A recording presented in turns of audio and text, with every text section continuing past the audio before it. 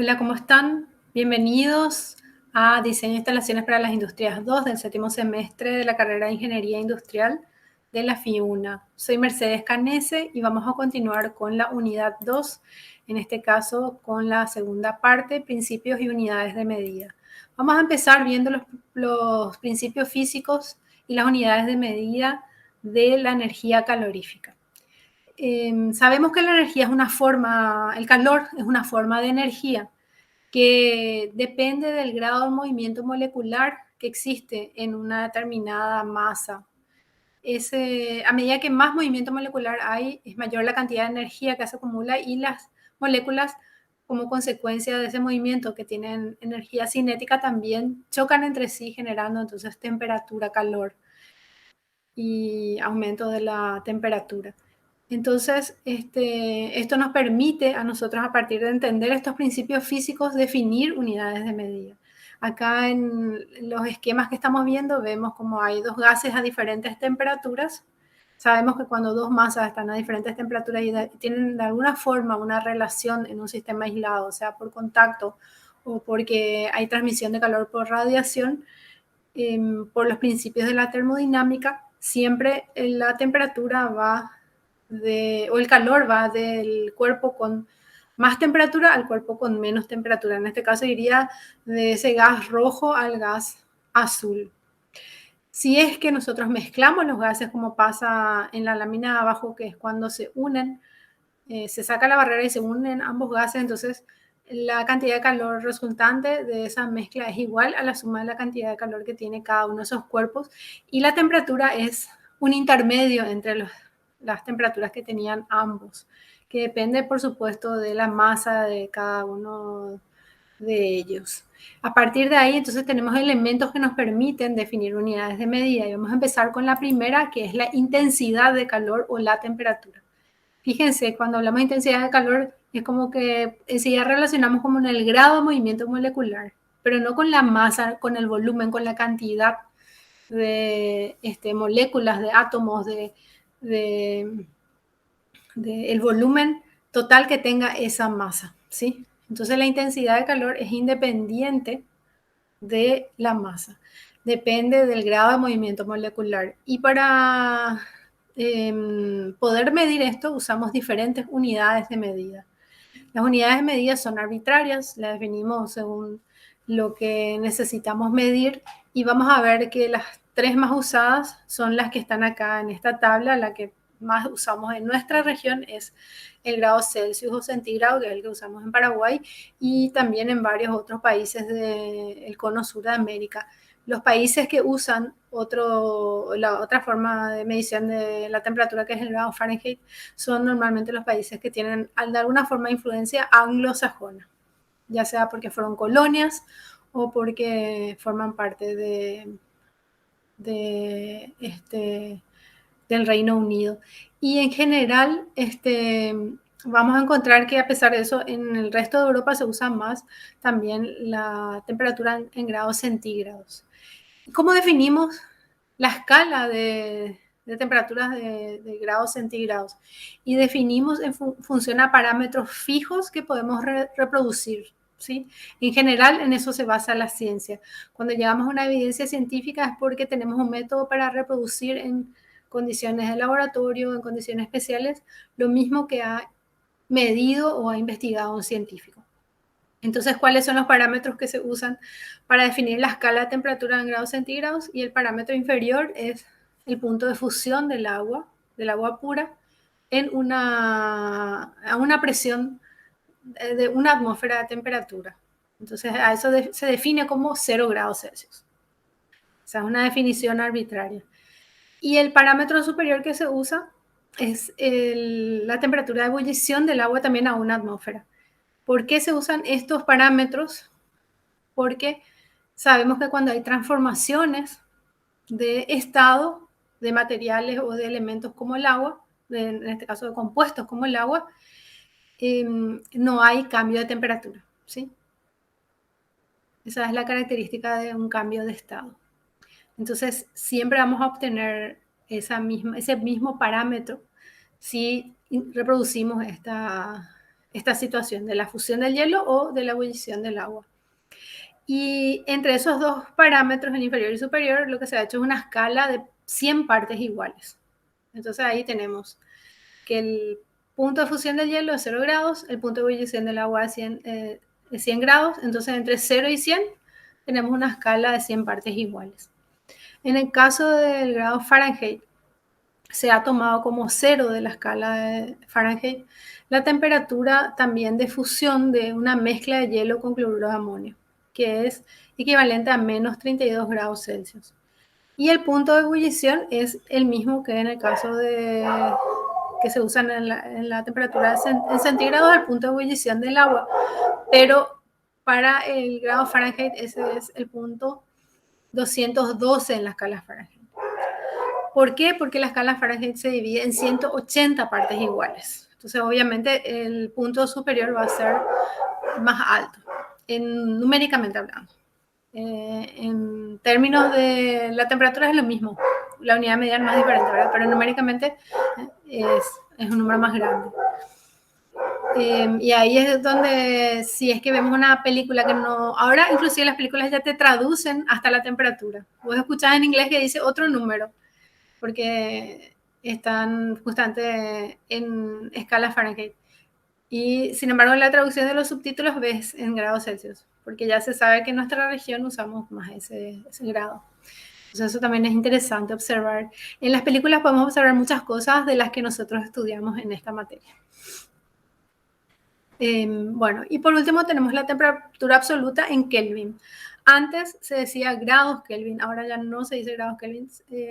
Hay un acuerdo científico para nombrar esta unidad de medida directamente como Kelvin, porque, claro, cuando originalmente se estableció esta unidad de medida, que es del sistema internacional, se buscó cuál iba a ser el parámetro inferior y se dijo, bueno, el parámetro inferior es el punto en el cual las moléculas, o sea, sabemos que a medida que tiene más movimiento la temperatura es mayor, bueno, cuando las moléculas se quedan quietas. Entonces se hizo una extrapolación para calcular a qué temperatura teóricamente las moléculas de todos los materiales se quedan sin movimiento. Y se encontró que ese número extrapolado era menos 273 grados Celsius. Pero realmente hoy se sabe que hay temperaturas muy inferiores a esa. No es la temperatura cero, no es el cero absoluto. Finalmente no es. Eso tuvo que ver con que se cambie también entonces la nomenclatura de esta unidad de medida que de grados Kelvin pasó a llamarse entonces sencillamente Kelvin. El parámetro superior no está establecido, solamente ese cero absoluto, pero igual que los grados centígrados, cada diferencia de grado, digamos, vale igual que en grados centígrados. Entonces, si tomásemos como parámetro superior el punto de ebullición del agua a una atmósfera, sería ese número 273 Kelvin más 100, 373 Kelvin entonces. Y 273 Kelvin sería el cero en Celsius. Acá también podemos ver las transformaciones de una unidad de medida a otra, que también es siempre interesante tener en mente, por más que lo que vamos a usar para los cálculos en esta unidad es el grado centígrado o Celsius. La siguiente unidad de medida, dijimos que hay dos principales. La siguiente es la cantidad de calor. Vemos ya que se habla de cantidad. Bueno, la cantidad de calor es una unidad de energía medida en términos caloríficos, ¿sí? Entonces, obviamente, depende del volumen de la masa. Esto sí depende de la masa. Y la primera unidad de medida que vamos a definir, que es una muy utilizada, es la para nuestro ejercicio, nuestro desarrollo práctico en la materia, es la kilocaloría. Y acá recordémonos muy bien de la definición de kilocaloría, ¿sí? Porque a veces los estudiantes no me dan la definición completa, entonces la definición tiene que ser completa. Les voy a explicar lo que suele pasar. Decimos que una kilocaloría es la cantidad de calor que se necesita para elevar 1 kilogramo. Y ahí los estudiantes, no sé por qué, me dicen de masa. Kilogramo de masa, 1 grado centígrado. ¿Les parece a ustedes que se usa la misma cantidad de calor para elevar 1 kilogramo de oro, de masa de oro, que 1 kilogramo de masa de agua? No, completamente no. Son otras unidades de medida. Cada material, cada elemento, cada compuesto tiene un calor específico diferente. Entonces tenemos que definir correctamente a la kilocaloría como la cantidad de calor necesaria para elevar la temperatura de 1 kilogramo de agua, 1 grado centígrado. Es 1 kilogramo de masa de agua, ¿sí? En 1 grado centígrado, no de cualquier tipo de masa. Y a partir de ahí podemos saber cuál es la unidad de medida del calor específico, que es la cantidad de calor que necesito para elevar una determinada, o sea, que en relación a la masa y a la temperatura, ¿sí? Entonces, por eso está en kilocalorías sobre kilogramos por grado centígrado. Y además de eso tengo otras unidades de medida que también se usan en nuestros cálculos, como por ejemplo el BTU. El BTU, ustedes si compraron alguna vez un aire acondicionado o quisieron saber cuál era la potencia calorífica, ojo, mucho ojo, porque es la potencia calorífica, no es la potencia eléctrica, ¿sí? O de la necesidad de potencia eléctrica que requiere el equipo de aire acondicionado, sino de la potencia de enfriamiento, en este caso calorífica. Bueno, la unidad de medida que se usa en Paraguay, ahí sí, ya nos colonizaron los anglosajones, es el BTU, que es una unidad británica de también energía, dividido en el tiempo, BTU por hora, que es lo que realmente nosotros calculamos, entonces tenemos realmente la potencia. Bueno, ¿y cuál es la unidad? ¿De dónde sale esta unidad de medida británica? Ustedes se acordarán que en el sistema de medida británico se usa el Fahrenheit y se usa la libra como medida de peso realmente, pero también de masa. Entonces, el BTU es la cantidad de calor que se necesita para elevar 1 grado Fahrenheit, 1 libra de masa de agua en condiciones normales de presión y temperatura. Ahí ya es muy fácil deducir cuál es la relación entre kilocalorías y BTU, ¿no es cierto? En la kilocaloría nosotros queremos elevar 1 grado centígrado, que es el doble, aproximadamente a 1 grado Fahrenheit, porque se acuerdan que la escala de grado Fahrenheit era 180 y el grado centígrado era 100, entonces aproximadamente es la mitad. Y 1 libra es también aproximadamente la mitad de 1 kilogramo. O sea que realmente un Fahrenheit es un poquito más que la mitad de 1 grado Celsius y la libra es un poco menos que medio kilogramo, ¿verdad? Entonces allá nos damos cuenta que 1 kilocaloría equivale a 4 veces, porque los factores se multiplican, a 4 veces o a 4 BTU. ¿Sí? Esa es la relación. Entonces, 1 kilocaloría es aproximadamente igual a 4 BTU. Como nosotros vamos a calcular los flujos de calor en kilocalorías por hora, multiplicamos por 4 y vamos a tener la cantidad de BTU que va a requerir nuestro equipo. Bueno, también otra unidad de medida que se usa es el Joule, porque es del sistema internacional, pero realmente en fines prácticos al menos en esta unidad no usamos mucho el Joule. Sí usamos un poco más la conversión de watts, de la potencia en watts de los equipos que se encuentran en un ambiente que finalmente se transforman en calor, ¿sí? Ahí no hay problema, podemos transformar watts a kilocalorías o inclusive a BTU. Lo que no podemos hacer en forma directa es transformar BTU a watts. O sea, por ejemplo, yo tengo un aire acondicionado de 12.000 BTU y quiero saber qué potencia eléctrica me demanda. No puedo hacer una transformación directa tomando un factor que encuentre en internet, porque eso depende del rendimiento de mi equipo. No todos los compresores tienen el mismo rendimiento, no todos los aire acondicionados tienen la misma eficiencia. Cuando hay una máquina de por medio que transforma una forma de energía a otra, siempre hay pérdidas, que realmente no son pérdidas de energía, sino que de energía útil, porque ustedes saben que la energía no se pierde, sino que se transforma. Entonces, una parte de la energía se convierte en energía no útil. Entonces, eso depende de la eficiencia del equipo de aire acondicionado y nunca puedo hacer esa transformación en forma directa, sino que tengo que recurrir a los catálogos. Mucho ojo con esto, porque esto van a usar en todo lo que tenga que ver con máquinas. Cuando hay la transformación de una forma de energía en otra, mucho ojo, para no cometer un error que para un ingeniero es un error grave, de hacer una conversión directa como si fuera que no hay una transformación de una parte de la energía en energía que no es útil. Bueno, además tenemos muchas otras unidades de medida de la energía. Las que hemos visto son más orientadas a la energía calorífica, pero hay muchas otras formas de energía. Y casi cada forma de energía tiene una unidad de medida diferente. Y otra vez tenemos que tener cuidado con la transformación de una unidad a otra. Para tener alguna idea de algunas unidades de medida de la energía, están acá factores de conversión de la Organización Latinoamericana de Energía, que es un organismo internacional que agrupa a todos los países de América Latina y el Caribe en el tema energético, a los estados, y es una referencia muy importante a nivel energético porque es también cercana. O sea, ellos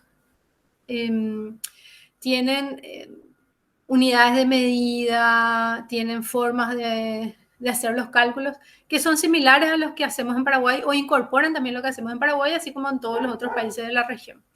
Como unidad de medida base, la olada de toma, el barril equivalente de petróleo, que es una buena unidad para tomar como base porque todos usamos el barril de petróleo. Es más, casi hasta cualquier persona que más o menos está en el campo profesional relacionado con el área de la energía tiene una idea cuánto está el precio del petróleo en este momento. Está un poco por encima de los $65 por barril. Son datos que sabemos porque sabemos que si sube más va a haber otro aumento de combustible, etc. Entonces es una buena referencia empezar por esto.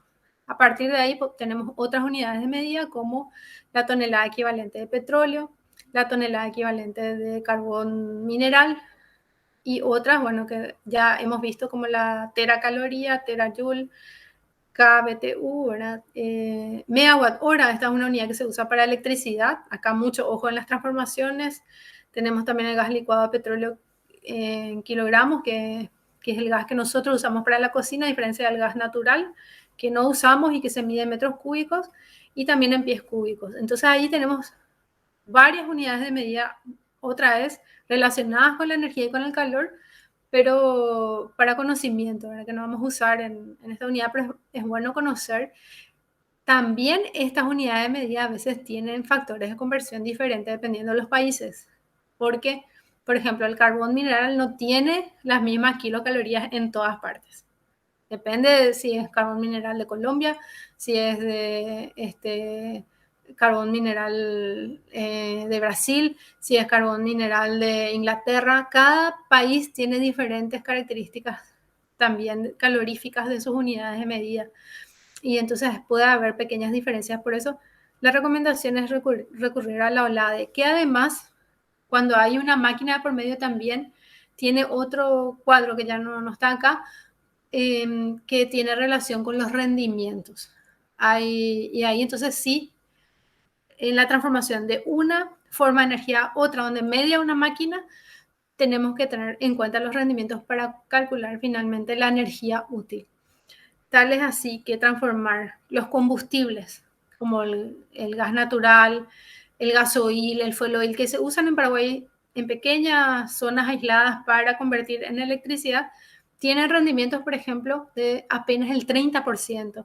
Y en el mejor de los casos, si se usan turbinas de ciclo combinado, el rendimiento llega al 45, 50%. Enorme pérdida de energía, imagínense. Entonces, tenemos que tener muy, muy en claro cuál es el rendimiento de esas transformaciones para hacer las conversiones de una unidad de medida a otra. Bueno, hasta acá llegamos con esta parte y nos vemos en la siguiente.